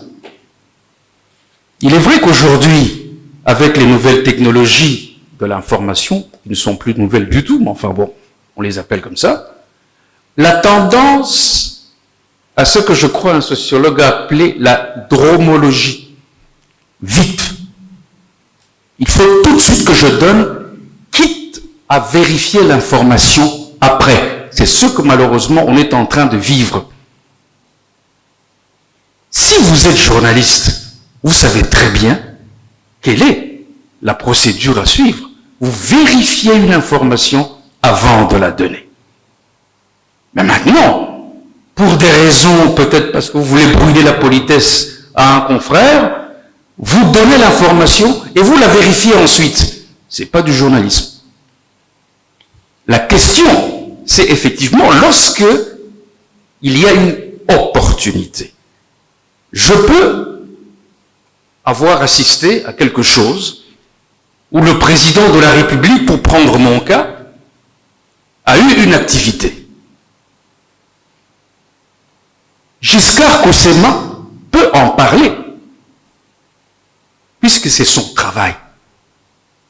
Mais moi, je ne peux m'exprimer que si le chef de l'État me le demande. Parce que ce que je porte, ce n'est pas ma parole, c'est sa parole. Donc il faut faire la part des choses. Effectivement, il y a l'opportunité qui peut justifier qu'on donne une information rapidement, mais en même temps, il ne faut pas oublier les rôles des uns et des autres. Alors, je crois que c'est Jacques qui a posé cette question par rapport à la descente chez un général. Bon, très honnêtement, je ne sais pas quelle était véritablement la question. Enfin, je sais que beaucoup de choses ont été dites là-dessus. Est-ce que tout doit être dit? Ça aussi, c'est une interrogation. Quand je vais livrer mon information au public, qu'est-ce que je vise derrière? Est-ce que c'est vraiment l'information? Ou est-ce que je vise quelque chose d'autre que d'informer? Je crois que la plupart des orateurs ici ont insisté sur ce fait-là. Alors, pour ce qui concerne la vraie information, je pense que Ek vient d'y répondre. Alors, est-ce qu'il existe encore des filtres dans nos rédactions par rapport aux informations que nous diffusons? J'ai l'impression qu'il y en a de moins en moins. C'est une impression, je peux me tromper, mais j'ai l'impression qu'il y en a de moins en moins.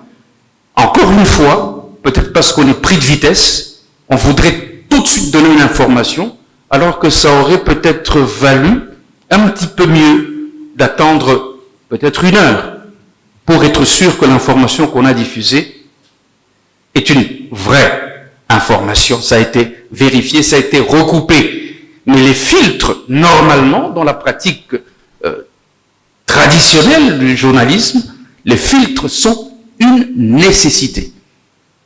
Voilà ce que je pourrais dire là-dessus. Merci beaucoup, professeur Joly. Voilà, j'ai pas reçu beaucoup de questions. Je crois qu'il y a 2 ou 3 préoccupations par contre. La première préoccupation, c'est sur la vie privée. Le fameux débat entre l'information publique et l'information privée. Parce que la vie privée constitue un des premiers verrous ou un mécanisme de protection ou de gestion de ces droits d'accès à l'information publique. Cette vie privée où la protection trouve sa base dans le même fondement que le droit à l'information privée. C'est une prescription, une fondamentalité de la Déclaration universelle des droits de l'homme. Et pour nous, au-delà de ce texte international, il y a notre Constitution. Au moment où vous évoquez l'article 24, eh bien, l'autre va invoquer l'article 31. Et l'article 31 dit « Toute personne a droit au respect de sa vie privée, au secret de la correspondance, de la télécommunication ou de toute autre forme de communication. » Attention à ceux qui prennent les téléphones d'autrui pour aller ouvrir et regarder les photos. Vous êtes en train de commettre une intrusion à la communication de votre voisin, je ne dirais pas de votre mari parce que c'est notre problème. Donc, c'est ça. Alors, vous allez me dire, mais c'est quoi la vie privée? Malheureusement, il n'y a pas de définition légale de la vie privée. C'est beaucoup plus la jurisprudence qui vous dit, par exemple, droit à la liberté de conscience, c'est aussi un droit qu'on en dit, droit à l'image. Vous n'avez pas le droit de publier la photo de quelqu'un sans son accord. Droit à la voix.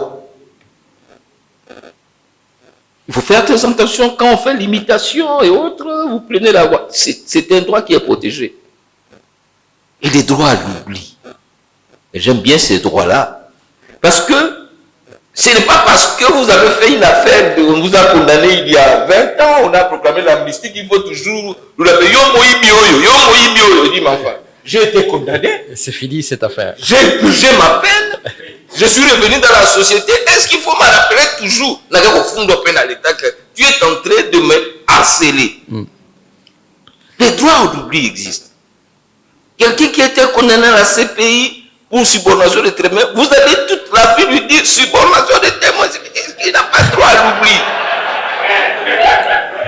Merci pour... Donc, c'est un peu ça.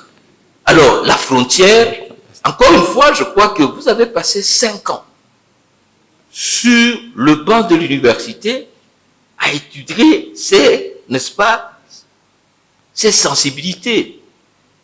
Je vais vous donner un cas personnel. Un jour, je faisais, après les élections, je faisais une émission avec, je crois, Sylvie Bobo et les autres.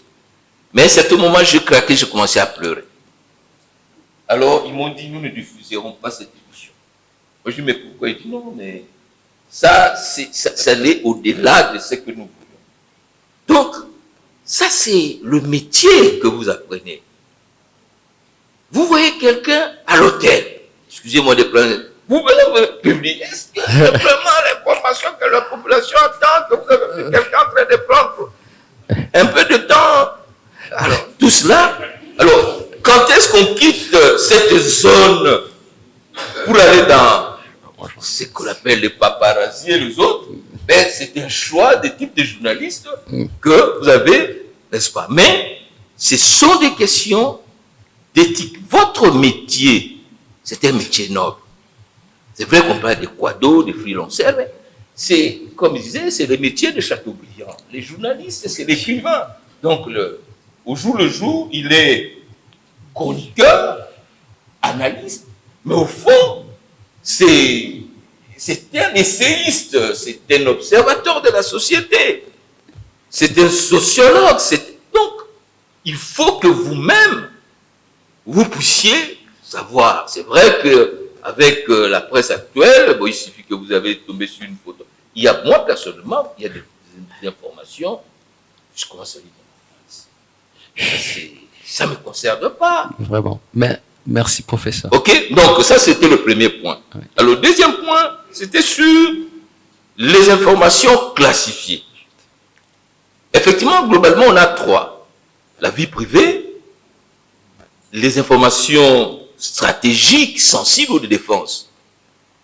Alors là encore, il y a des pays comme la France qui s'est essayé, ou même aux États-Unis, ils ont un Freedom of Information Act avec State Security Privilege. Ils ont essayé de classifier, mais c'est difficile. Vous suivez la situation de cet ancien agent qui a publié des informations. Ça, si vous savez comment...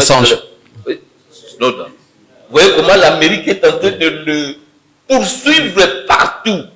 Mais c'est le plus grand pays, vous l'avez dit, de droits de l'homme. Mais lorsque vous mettez sur la place publique les informations qui mettent en danger toute la société, même votre droit à l'information là va exploser. Donc il faut protéger. Mais là encore, c'est un problème de déontologie, d'éthique, de responsabilité. C'est pourquoi il y a des corps pour protéger votre métier. Et enfin, donc je crois que ce sont les deux préoccupations. Alors, je disais que mais jusqu'où il faut y aller. En France, il y a la Commission nationale de secret défense. C'est-à-dire que lorsque vous voulez accéder à une information et que l'administration refuse, il y avait la Commission d'accès aux documents publics ou la Commission où vous allez dire que voilà, on m'a privé telle information et dans un délai très court, ils vont donner un avis qui est même une décision pour dire non, il faut déclassifier cette information. Ouais. Ça existe. Mais c'est un travail qui est en train d'être fait. Nous sommes au niveau rudimentaire. Nous n'avons même pas la loi sur l'information. Donc, on y travaille. Et il y a aussi des informations classifiées sur le plan industriel. Parce qu'il y a l'espionnage aujourd'hui, plus économique. Donc, en définitive, il faut que vous protégiez votre métier. C'est quand on parle très souvent de la dépénalisation, il y a aussi l'aspect responsabilisation. Responsabilisation. Plus nous avons des journalistes formés, vous avez des journalistes outillés. Nous, parfois, on commence à avoir peur même de dire que quelqu'un vous attend un micro, il dit information, oui, là, transport, donc, mais pourtant, c'est un droit à l'information qu'il faut donner. Parce que il faut protéger ces métiers nobles qui est le vôtre. Il y a le médecin, il y a l'avocat, il y a le journaliste. C'est pas un simple quado. Voilà, merci. Merci infiniment, professeur. Je vais faire mon journaliste congolais. Généralement, chez nous, on parle du mot de la fin. Alors moi, je ne dirais pas mot de la fin, je dirais, quel est votre, professeur Ekambo, je vais faire la dernière tournée, quelle est votre intime conviction quand on parle du droit d'accès à l'information? Merci. C'est un mot que je vais emprunter aux autres. Je l'avais préparé moi-même. Mais je vais emprunter aux autres amis parce qu'il a été prononcé. Ce mot de la culture de l'information publique.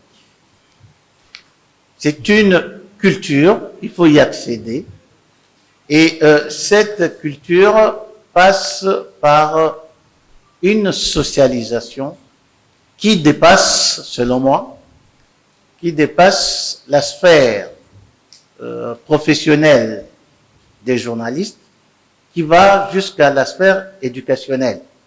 C'est dans les jeux de société, chez les petits, à la maternelle, et ainsi de suite, que l'on va apprendre à nos futurs citoyens ce que peut être effectivement cette information publique. Donc, c'est vraiment la culture. C'est vrai, ce que nous faisons aujourd'hui, c'est un pas, la loi, c'est un autre et grand pas, les lois d'application, qui seront le deuxième pas, je dirais, décisif.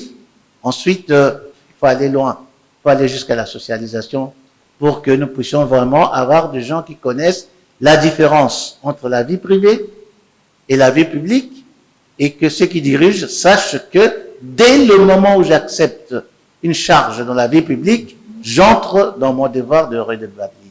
Merci, professeur. Professeur Tarsis Kasongo Mwema.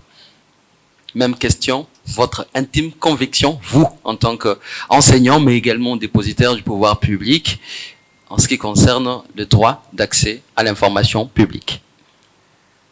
Je crois que c'est un droit qu'il faut promouvoir, il faut savoir protéger. Alors, mon intime conviction, c'est que toute société qui se veut démocratique doit pouvoir cultiver également la culture de la reddition des comptes. J'exerce un mandat, j'exerce un métier, il y a des règles, c'est vrai, que je dois respecter, mais lorsque, comment dirais-je, la responsabilité publique me convainc de donner ou de ne pas donner une information à laquelle j'ai pu avoir accès, je l'ai toujours dit, il s'agit là d'un problème de conscience. Parce qu'après tout, en dernier lieu, le premier juge du journaliste, c'est sa conscience. Et donc je pense que on doit pouvoir faire ce travail, ce métier, l'exercer en toute conscience, mais également en privilégiant l'intérêt public. Merci, professeur. Professeur Njoli. Que dire encore? J'ai l'intime conviction, si notre pays vit dans ces paradoxes d'un pays béni des dieux,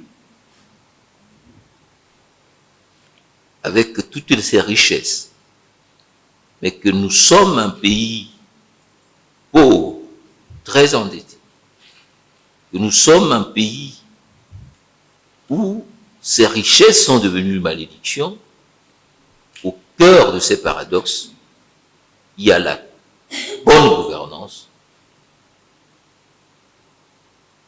la nécessité d'un État de droit, d'un État démocratique.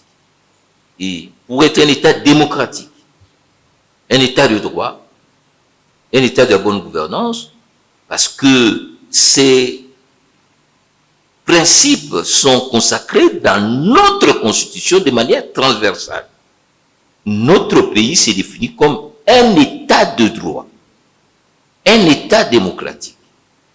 Et les institutions d'appui à la gouvernance sont abondamment articulées. Mais si nous n'y arrivons pas, parce que cette je dirais, cet devoir ou cet impératif de redevabilité, de transparence ne sont pas consacrés. Et la loi d'accès à l'information publique est un premier pas. Mais l'objectif, c'est d'instaurer la transparence. Tous nous sommes d'accord que nos mines sont gérées dans l'opacité.